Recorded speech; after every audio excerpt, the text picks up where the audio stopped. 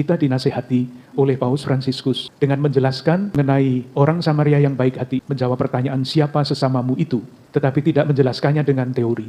Perumpamaan itu ditutup dengan kata-kata perbuatlah yang sama dengan itu. Artinya kita diajak seperti orang Samaria yang baik hati itu untuk merawat saudari-saudara kita yang sedang sakit, memberikan yang paling baik dan memastikan bahwa yang paling baik sudah diberikan untuk saudari-saudara kita yang sedang sakit. Akhirnya Paus mengatakan realitas orang sakit realitas sehari-hari, tetapi tidak boleh menjadi realitas yang lewat begitu saja tanpa makna. Kehadiran saudari-saudara kita yang sedang sakit adalah panggilan bagi kita yang dianugerahi kesehatan untuk keluarga-keluarga, untuk komunitas-komunitas, untuk para pelayan kesehatan, panggilan untuk bertumbuh di dalam kepedulian dan belas kasih. Kita yakin ketika kita bertumbuh di dalam kepedulian dan belas kasih, kita boleh menampilkan wajah Allah sendiri yang berbelas kasih. Dalam nama Bapa dan Putera dan Roh Kudus. Amin.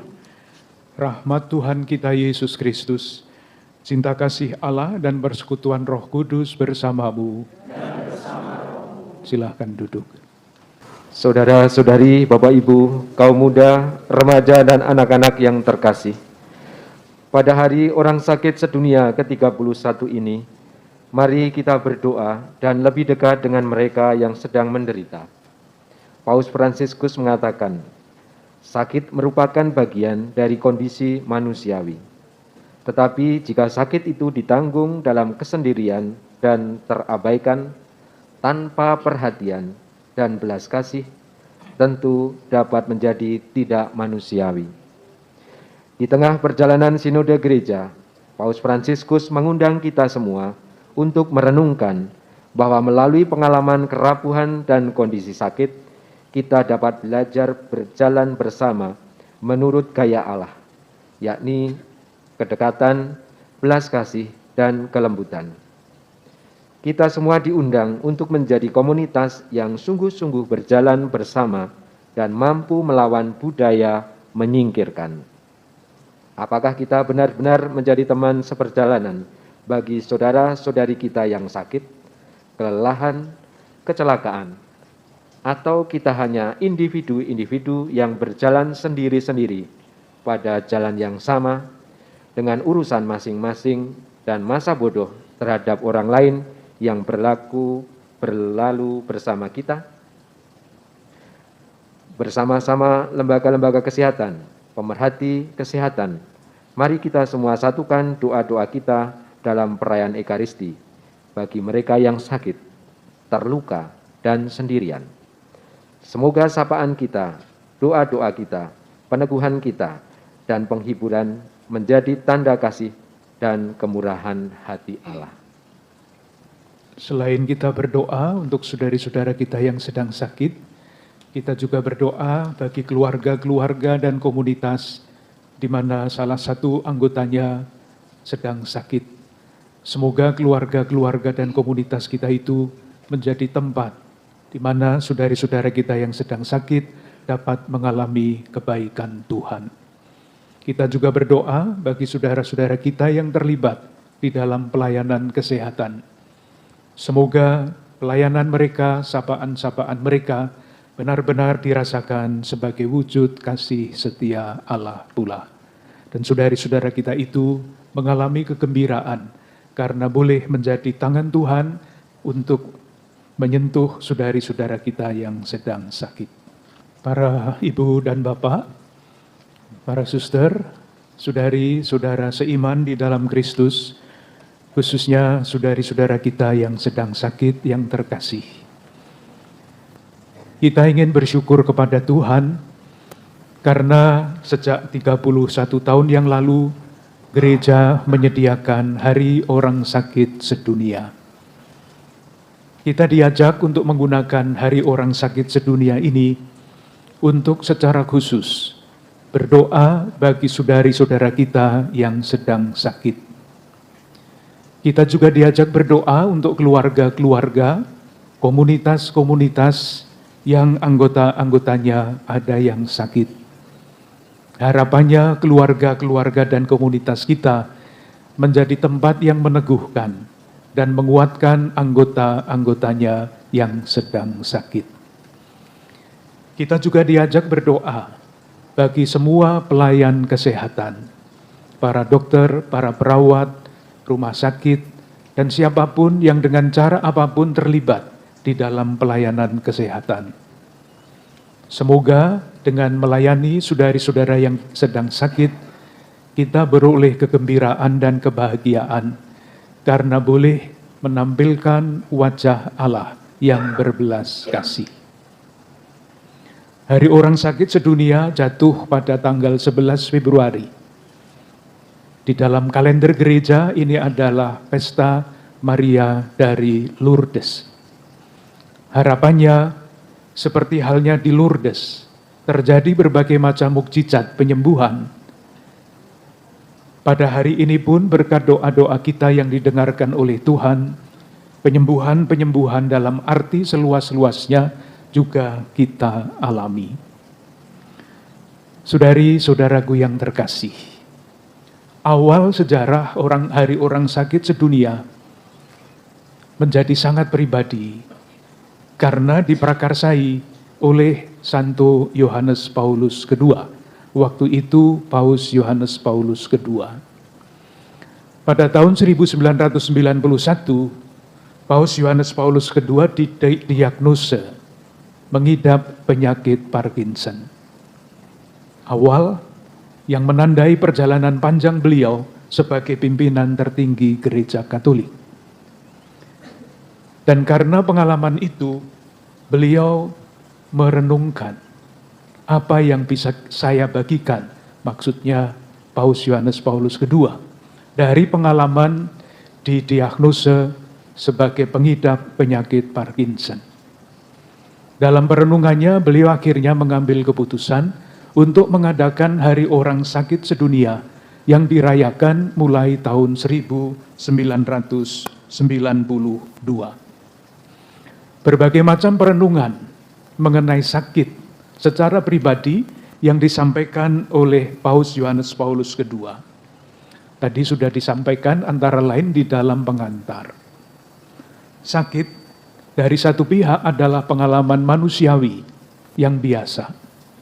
Semua orang sakit, pernah mengalami sakit atau akan mengalami sakit. Tetapi dari lain pihak, ketika kita menderita sakit sekecil apapun, ada perasaan-perasaan yang tidak biasa di dalam diri kita, meskipun yang namanya sakit itu dianggap hal yang biasa, peristiwa manusiawi. Yang biasanya bekerja keras, terpaksa tidak bisa bekerja, tinggal di rumah, atau bahkan harus dirawat di rumah sakit. Dan ketika penyakit itu begitu mengganggu keadaan kita, tidak jarang orang yang sakit sampai kepada pertanyaan iman, mengapa Allah membiarkan saya mengalami sakit semacam ini? Pergumulan pribadi, pergumulan iman. Oleh karena itu, almarhum Santo Yohanes Paulus II menawarkan Hari Orang Sakit Sedunia dijadikan kesempatan untuk menemukan makna dari pengalaman sakit itu.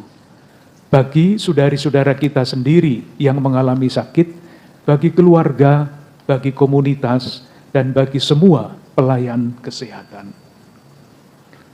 Paus juga mengajak, karena pengalaman beliau sendiri sebagai yang mengidap penyakit Parkinson sampai akhir, supaya lembaga-lembaga gereja mengusahakan pendampingan rohani, pendampingan pastoral, dan mengajak semakin banyak pribadi beriman untuk memberikan waktu, perhatian, dan kemampuan yang sebaik-baiknya untuk merawat yang sedang sakit.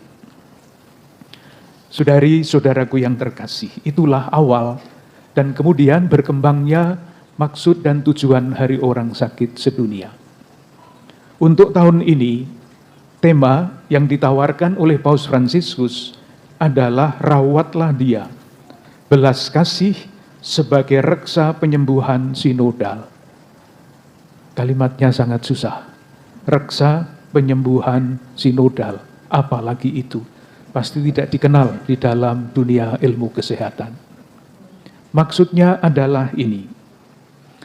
Sejak tahun yang lalu sampai nanti tahun 2024, Gereja Katolik seluruh dunia diajak oleh Paus untuk membangun yang namanya gereja sinodal, menuju gereja sinodal. Sinodal itu artinya berjalan bersama-sama.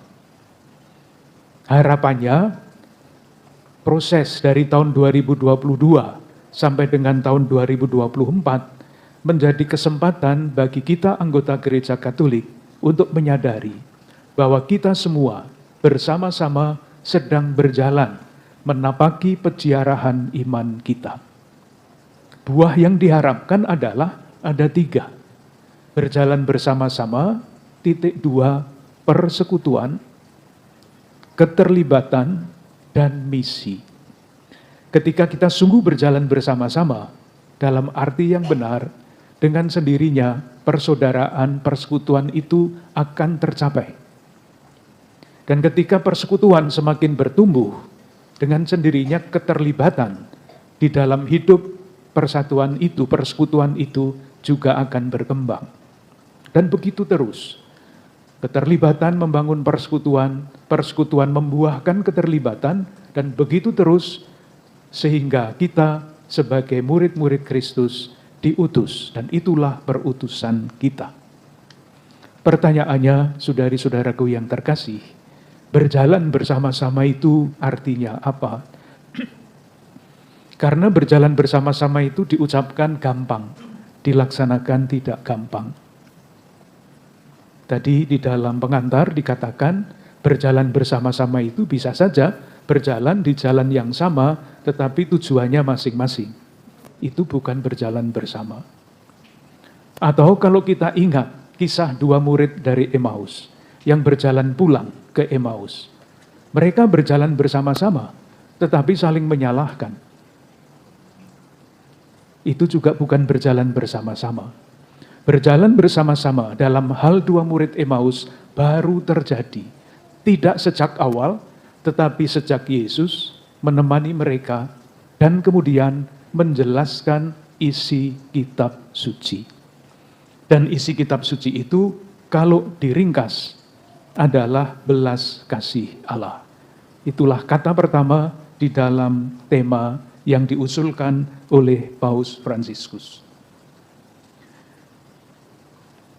Saudari-saudaraku yang terkasih, di dalam suratnya pada Hari Orang Sakit Sedunia tahun ini, Paus Fransiskus sekali lagi menampilkan orang Samaria yang baik hati.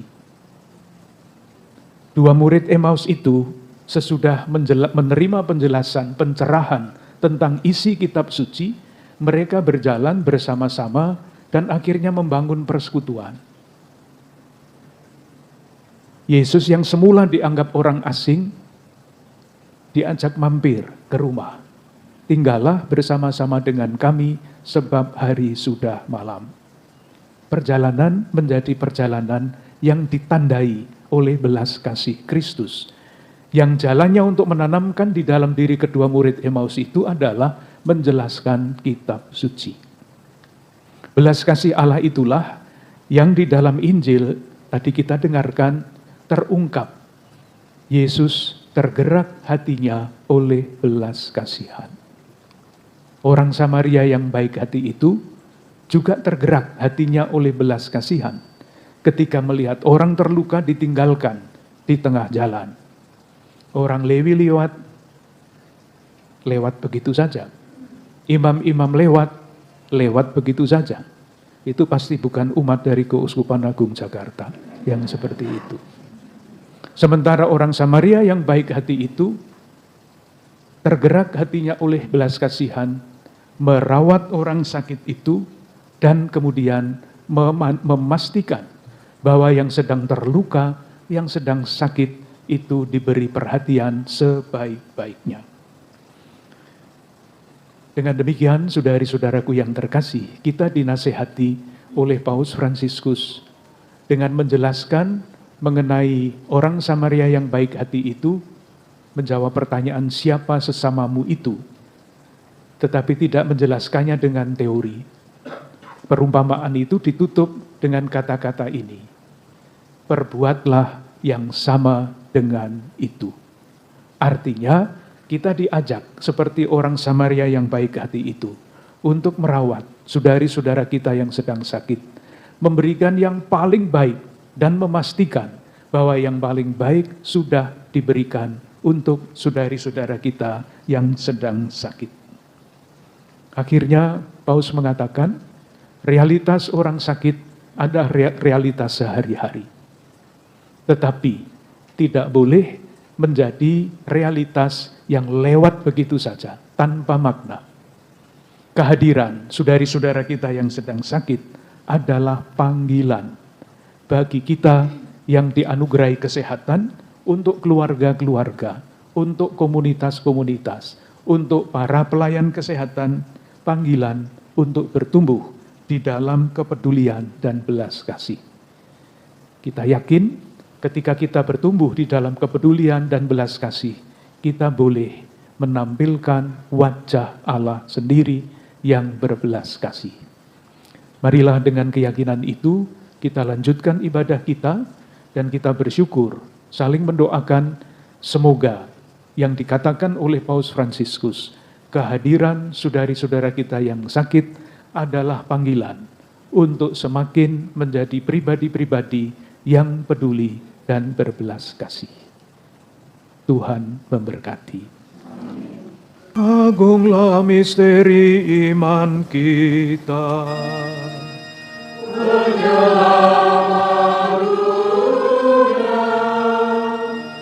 Selamatkanlah kami karena melalui salib dan kebangkitan-Mu, Engkau telah membebaskan kami.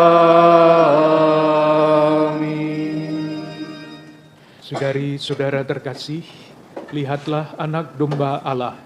Lihatlah dia yang menghapus dosa dunia. Berbahagialah saudari-saudara yang diundang ke perjamuan anak domba. Tuhan, saya tidak pantas Engkau datang pada saya, tetapi bersabdalah saja, maka saya akan sembuh. Semoga tubuh Kristus melindungi kita sampai ke hidup yang kekal. Amin.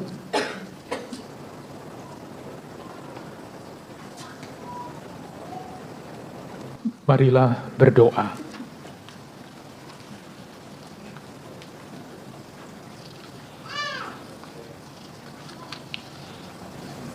Allah Bapa sumber kasih setia, kami bersyukur telah menyambut tubuh Kristus dalam Ekaristi ini. Semoga dengannya kami semakin menjadi pribadi yang peduli dan berbelas kasih, seperti orang Samaria yang baik hati. Kuatkanlah kami agar mampu berjalan bersama-sama dengan memperhatikan saudari-saudara kami yang sakit, terlupakan dan sendirian, sampai kami memandang kemuliaan-Mu yang abadi. Demi Yesus Kristus, Tuhan dan pengantara kami, yang bersama Digo dan Roh Kudus, setia menyertai kami kini dan sepanjang masa. Amin. Marilah saudara-saudari kita mendoakan doa orang sakit sedunia.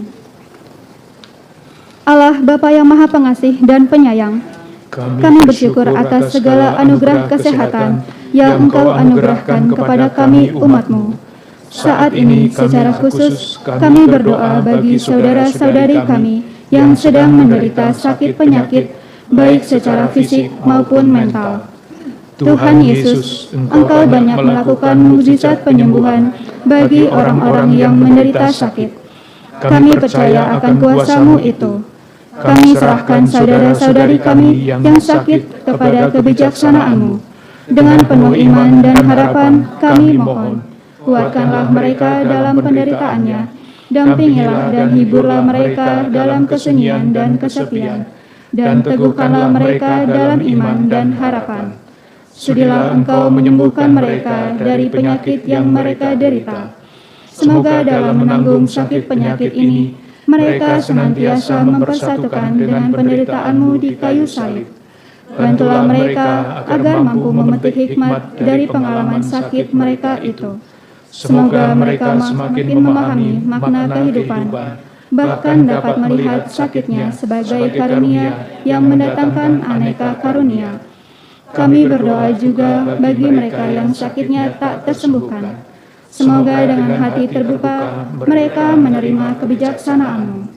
Bagi kami sendiri, semoga peristiwa ini semakin menyadarkan kami akan tanggung jawab kami terhadap mereka yang sakit.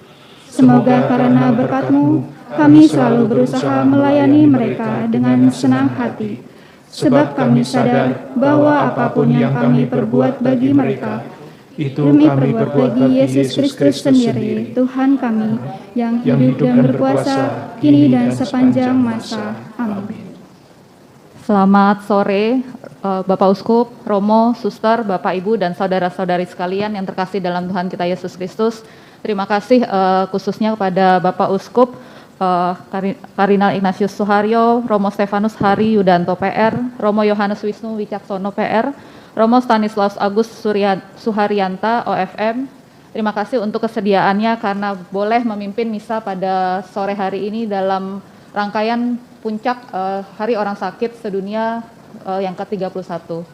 Terima kasih pula kami ucapkan kepada seluruh petugas liturgi, misdinar, lektor, komentator, kemudian legioner yang membantu transportasi pasien pada hari ini, kemudian untuk kur yang dipersembahkan oleh teman-teman dari STK Sin Carolus, juga dengan karyawan-karyawan Rumah Sakit Sin Carolus.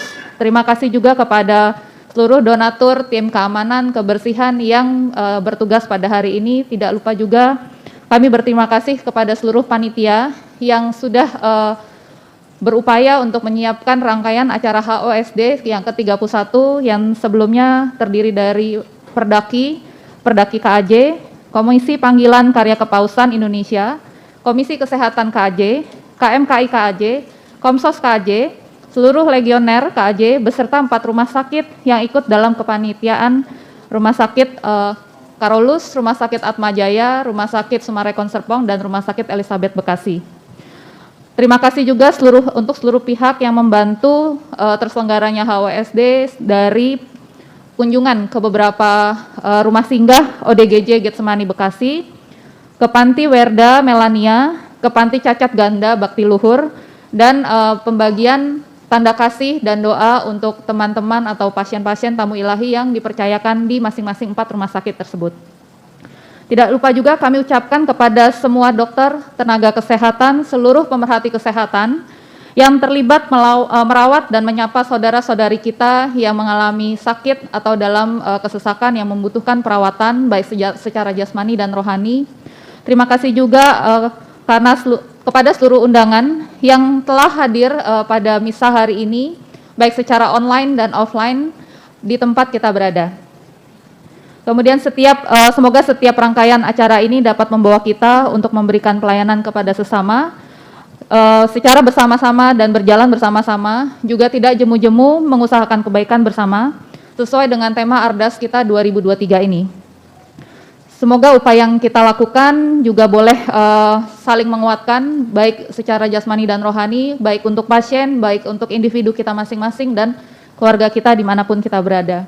Saya juga mengaturkan mohon maaf sebesar-besarnya jika ada hal dalam setiap rangkaian acara HWSD ini yang kurang berkenan, baik yang disengaja ataupun yang tidak disengaja, kemudian semoga bisa dibukakan pintu maaf yang sebesar-besarnya. Semoga setiap upaya pelayanan kita terhadap sesama juga semakin memuliakan Tuhan. Dan selamat sore, sehat selalu untuk kita semua. Tuhan memberkati, selamat berakhir pekan. Terima kasih.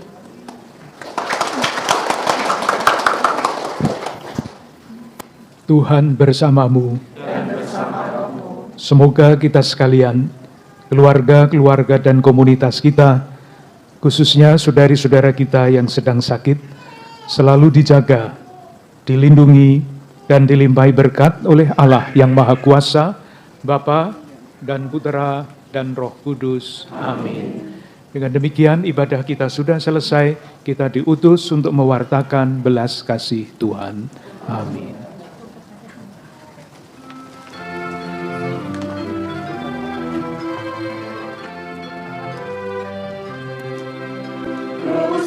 Tuhan Agung Jakarta sebagai persekutuan dan gerakan umat Allah berlandaskan ekaristi, berjuang untuk semakin mengasihi, peduli dan bersaksi demi cinta tanah air Indonesia Pertiwi, melaksanakan nilai-nilai ajaran sosial gereja di setiap sendi kehidupan bagi nusa dan bangsa.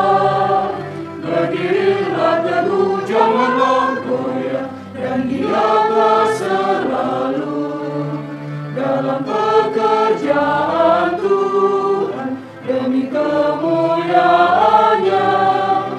Bunda Maria, Santo Yusuf, doakanlah kami, Keuskupan Agung Jakarta sebagai persekutuan dan gerakan umat Allah berlandaskan ekaristi, berjuang untuk semakin mengasihi, peduli dan bersaksi demi cinta tanah air Indonesia Pertiwi, melaksanakan nilai-nilai ajaran sosial gereja di setiap sendi kehidupan bagi nusa dan bangsa. Berdirilah teguh, janganlah goyah, dan giatlah selalu dalam pekerjaan